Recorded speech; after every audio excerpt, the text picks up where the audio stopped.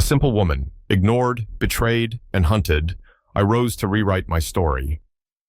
The Houston skyline gleamed under a punishing August sun, its glass towers shimmering like mirages in the Gulf Coast humidity. Elena Carter, a 29-year-old black woman, stood on the cracked sidewalk outside her third ward apartment, her navy blazer a defiant shield against the heat that clung like a second skin. Her leather portfolio, heavy with weeks of preparation, was tucked under her arm, and her polished heels, sharp yet practical, grounded her against the weight of a day that could redefine her life. Born in a modest clapboard house where her mother, Lorraine, a schoolteacher, had raised her on gospel hymns and grit, Elena had learned early to navigate a world that demanded she be twice as good, baby girl, to get half as far. That mantra had propelled her through Texas Southern University, sleepless nights studying for her business degree, and a hard-won career as a strategic analyst at Pinnacle Enterprises, where her knack for spotting market trends earned quiet respect but rare recognition. Today, she was headed to a meeting with regional manager Paul Warrick, a chance to pitch a project that could catapult her career. Her braids were pulled tightly back, her posture a silent declaration of belonging. But beneath her polished exterior, a storm churned a storm woven from cancer's scars, a fiancé's betrayal, and a shadowy past that refused to stay buried. Elena's life was a mosaic of battles, each scar a testament to survival. 2 years ago, at 27, she'd sat in a sterile oncologist's office, the words stage 3 breast cancer landing like a guillotine. Her fiancé, Ethan Reed, had proposed under a Galveston pier, his promises of forever etched in starlight. But during her second chemo session, as nausea pinned her to the bathroom tiles, he'd walked out, his suitcase scraping the hardwood. "I can't do this," he'd said, his voice cold, detached. "The sickness, us, it's too much." She'd later discovered he'd been cheating with Sophia Vance, a coworker, for months. Her cancer, a convenient alibi. The betrayal cut deeper than the disease, stripping away trust she'd thought unshakable.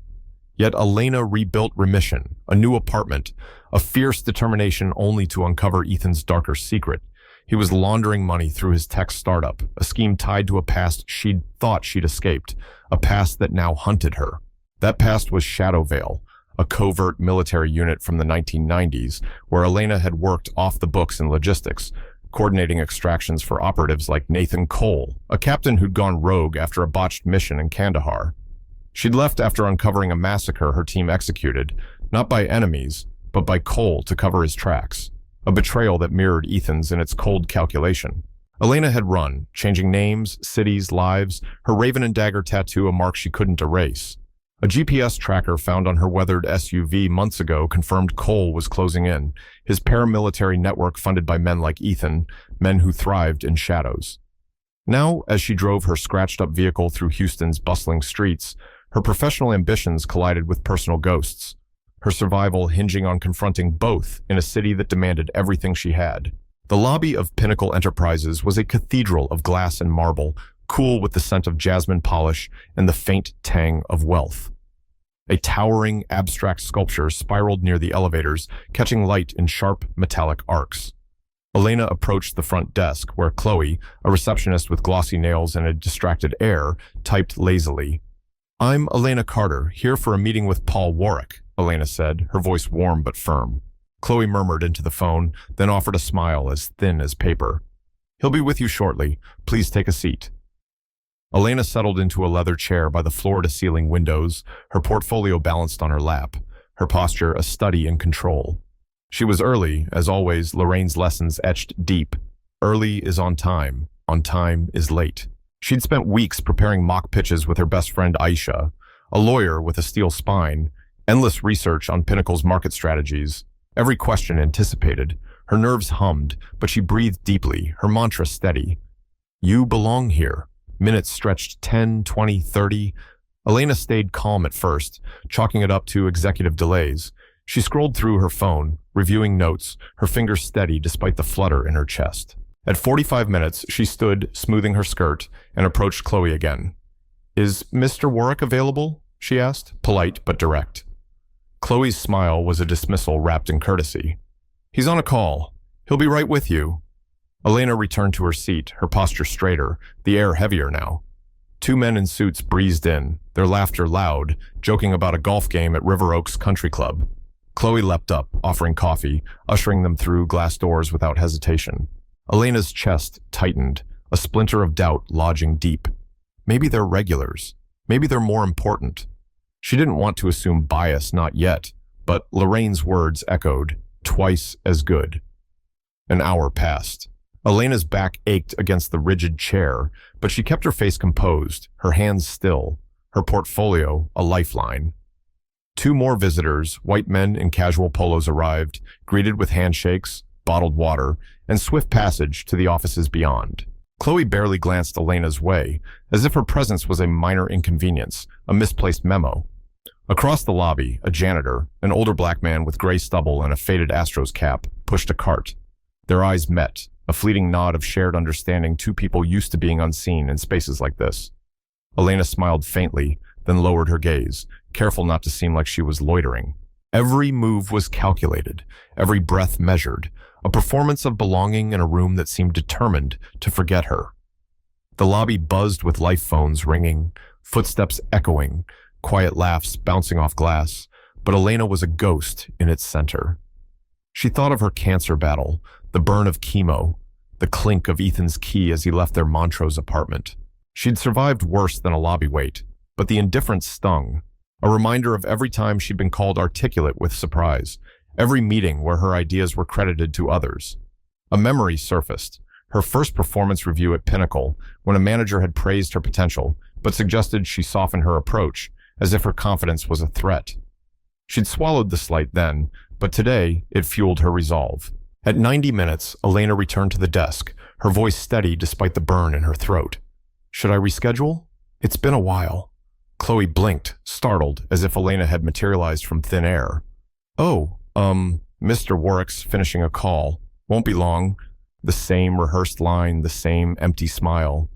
Elena nodded, swallowing shame that wasn't hers to carry.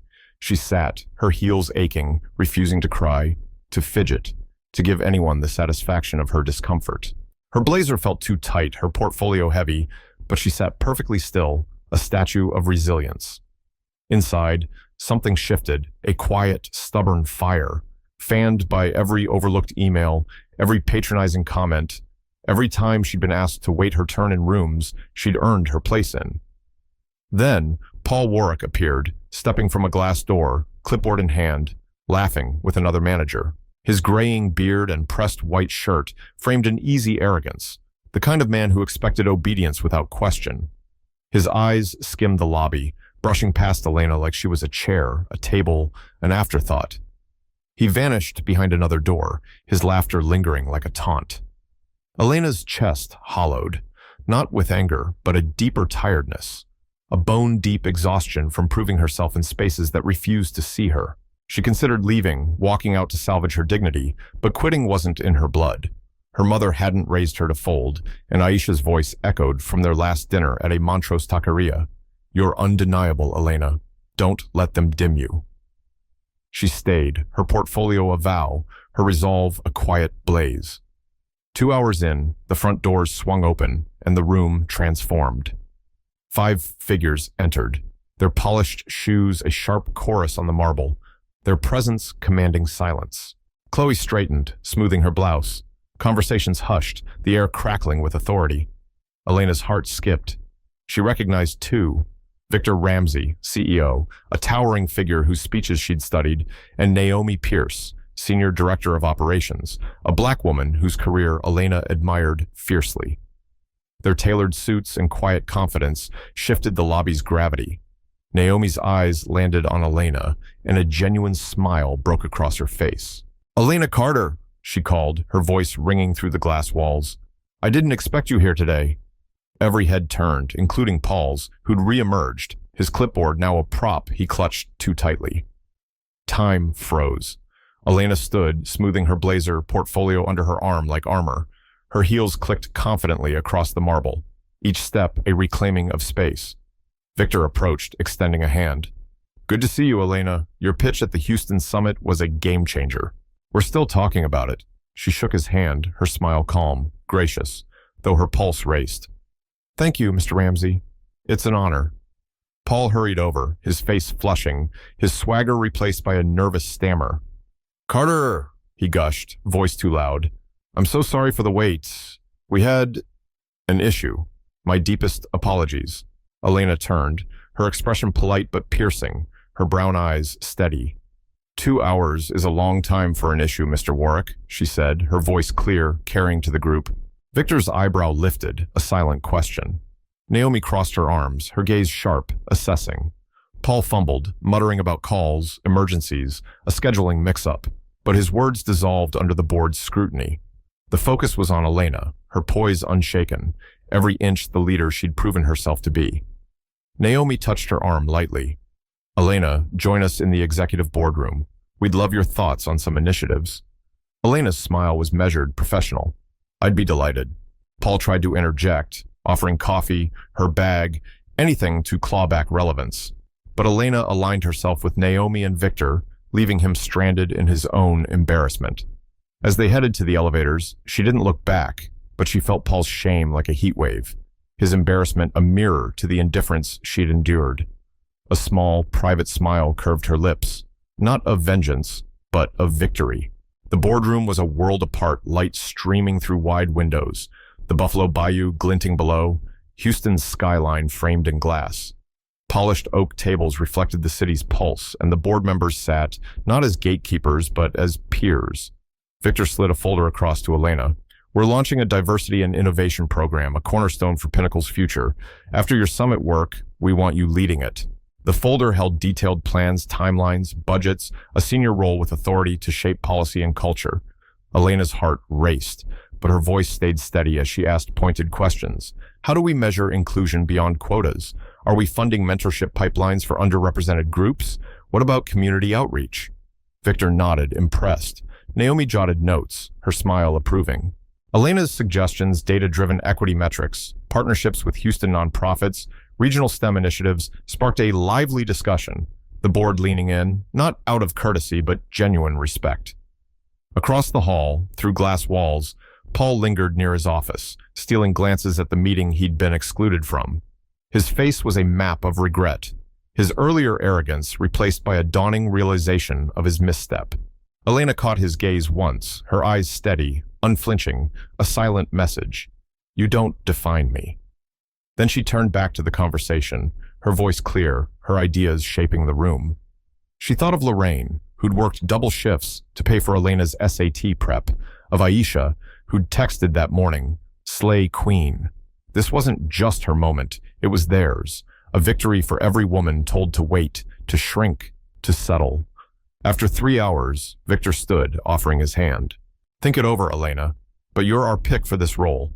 She shook it firmly. "I'll consider it carefully." Naomi walked her out, her voice low, conspiratorial. "If anyone ever disrespects you here, come to me. No gatekeepers, no excuses." Elena's smile was soft, knowing, a bond forming between them. "Thank you, Naomi. I'll hold you to that." As the elevator doors closed, Paul stood alone in the hallway, shuffling papers he wasn't reading, his authority unraveling like a frayed thread. But Elena's triumph in the boardroom was only one battle in a war that spanned her past and present. That evening, as she drove through Houston's neon-lit streets, her phone buzzed a text, no sender, "You can't hide forever." Her pulse spiked, memories of Shadowvale flooding back. She pulled over on a quiet Montrose street, her hands trembling as she checked her SUV's undercarriage, finding a small GPS tracker, military grade, like the one she'd discovered months ago. Nathan Cole, the rogue Shadowvale captain, was closing in, his paramilitary network a spiderweb of ex-operatives and dirty money, with Ethan Reed as one of its nodes. She texted Aisha, "They found me. Need a safe spot." Aisha replied instantly, "My place. Now." Aisha's midtown loft, with its exposed brick walls and vinyl records stacked beside a turntable, was a sanctuary of jazz and defiance. Over glasses of Merlot, Elena unburdened her past Shadowvale, the Kandahar massacre, Cole's betrayal, Ethan's role in his schemes. Aisha, her eyes fierce, didn't flinch. "We need someone outside the system, someone who can't be bought." Elena nodded, contacting Daniel Hayes, a retired Houston PD officer who'd once pulled her over on a rural highway, spotting her raven and dagger tattoo and choosing to protect her from Cole's men. Hayes arrived within the hour, gray-haired but steady, a shotgun propped in his truck. "You're not alone," he said, his voice gravelly with conviction. They devised a plan. Elena would use her rising profile at Pinnacle to draw Cole out, turning his hunt into her trap, while leveraging her corporate platform to expose his network's financial ties. The next week, Elena accepted Pinnacle's offer, stepping into a senior role leading the diversity and innovation program. Her promotion announcement sent ripples through the company, coinciding with Paul Warrick's ousting. His nameplate vanished after a closed-door HR meeting, complaints of bias, especially against women of color, finally his undoing. Colleagues shared stories. A black intern left waiting an hour, a Latina analyst ignored in meetings. A pattern of arrogance Pinnacle could no longer ignore. Elena didn't gloat. Her focus on her work, transforming the workplace from within. She mentored young women like Kayla, a shy black intern who'd been overlooked, teaching her to navigate corporate spaces with confidence. "Speak once, make it count," Elena told her, echoing Lorraine's wisdom. Kayla's pitch for a sustainability project earned her a promotion, and her handwritten note, "You made me believe I could be seen," sat on Elena's desk, a talisman of purpose. Naomi became a mentor and ally, inviting Elena to strategy retreats and sharing her own story of breaking barriers as a black woman in finance over lunches at downtown bistros. "You're not just leading for you," Naomi said, her eyes steady. "You're clearing the path for others." Elena nodded, thinking of Lorraine, who'd cried when she shared news of the promotion, of Kayla, whose growth mirrored her own, of women she'd never meet, but whose futures she was shaping. Victor championed her, citing her program as a model at national conferences, though Elena insisted on presenting it herself, her voice carrying the weight of her journey: cancer, betrayal, survival. But Cole's shadow loomed larger with each step Elena took into the spotlight. She launched a community initiative twice as good, partnering with Houston nonprofits to fund STEM scholarships for Black and Latina girls. At a workshop at her old Fifth Ward high school, a 16-year-old named Tiana told Elena, "I want to be like you, making things happen." Elena smiled, her heart swelling, but her eyes caught a figure outside a man in a dark jacket, watching from a parked sedan. She texted Hayes, "They're close. We need to move." Elena's visibility speaking at industry events, mentoring, leading made her a target, but she refused to shrink. She poured her energy into her foundation, hosting coding boot camps and career fairs, connecting girls like Tiana with mentors in tech and engineering. At one event, a local councilwoman, Marla Thompson, approached Elena, impressed by her impact. "You're building something bigger than Pinnacle," Marla said. "This city needs you." Elena nodded, but her mind was on Cole, whose network extended into Houston's underbelly, funding schemes through shell companies Ethan had helped establish. Pinnacle's annual gala, held at a River Oaks ballroom, was a glittering affair: crystal chandeliers, live jazz, and a crowd of executives, philanthropists, and community leaders. Elena stood on stage in a sapphire dress, chosen to echo the fire of her cancer survival and corporate triumph, its deep blue shimmering under the lights.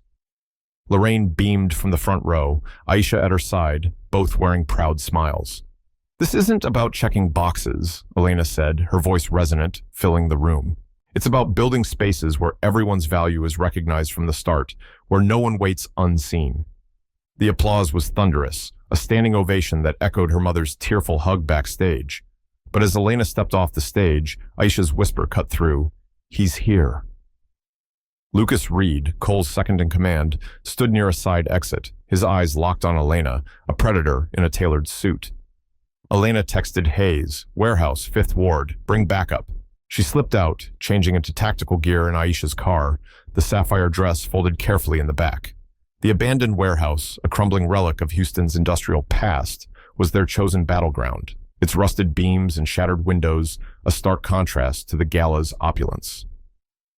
Hayes arrived with Isaiah Grant, a retired ATF agent with a gravelly voice and a debt to him. Aisha, refusing to stay behind, insisted on helping, her legal mind as sharp as her resolve. "You don't face this alone," she said, gripping a crowbar. Elena uncovered her raven and dagger tattoo, a deliberate taunt, her pistol steady in her hand.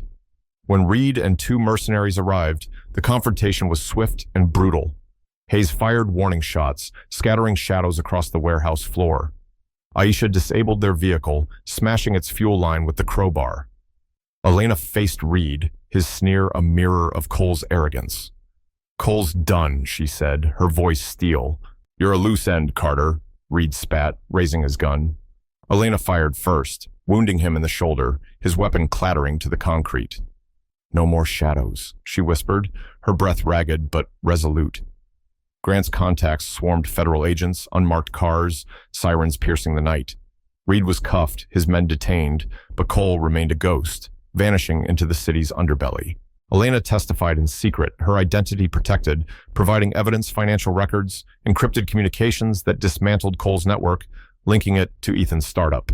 Ethan, exposed, faced charges, his engagement to Sophia collapsing under the weight of his crimes. Elena didn't linger on their downfall, her focus on healing and building.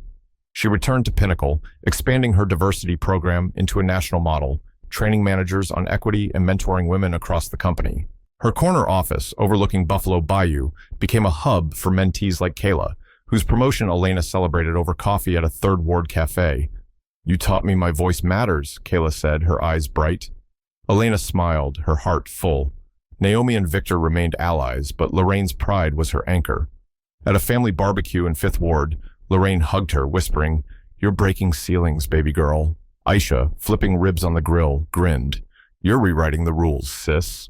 Elena laughed, the sound light, unburdened. A far cry from the chemo days, when laughter felt like a betrayal of her pain. Elena bought a Third Ward home, a cozy bungalow with a wraparound porch, decorating it with local black art, vibrant paintings of jazz musicians, quilts from a nearby co-op, and a photo of her and Hayes at the warehouse, a quiet reminder of survival. She expanded twice as good, securing grants to open a STEM center for girls, Tiana among its first students. At the center's opening, Tiana presented Elena with a coded app she'd built, a virtual mentor for young coders. "You made me believe I could do this," Tiana said, hugging her. Elena's eyes misted, echoing Lorraine's embrace. Months later, a new threat emerged. A letter, no sender, slipped under her door. The roots remain. Cole was back, his network regrowing. Elena called Hayes, who arrived with Grant and a new ally, Marla Thompson, whose council connections gave them leverage. They traced Cole to a Houston shipping yard, a hub for his operations. In a final stand, Elena, Hayes, Grant, and Aisha infiltrated the yard, Marla coordinating with federal agents. Elena confronted Cole, his scarred face a ghost from her past. "You're done," she said, her pistol steady. Cole laughed, cold. "You're a shadow, Carter," she fired, wounding him, agents swarming to cuff him. "I'm no shadow," she said, her voice a vow. "I'm Elena Carter." Cole's arrest didn't make headlines too sensitive, too buried, but his network was eradicated, Ethan's role exposed in court. Elena testified, her voice unwavering, ensuring no loose ends. Back at Pinnacle, she launched a national equity summit, keynoting in her sapphire dress, her words, "Your worth is your truth," inspiring thousands. Her foundation grew, opening STEM centers across Texas, Tiana mentoring younger girls. Elena's home became a gathering place, Lorraine hosting Sunday dinners, Aisha spinning jazz, Kayla and Tiana laughing over collard greens. One evening, journaling on her porch, Elena wrote, "I survived cancer, betrayal, and shadows. I was invisible once, but never again. My worth isn't their permission, it's my truth." Her rise wasn't one moment, lobby, gala, warehouse, shipping yard, but a vow.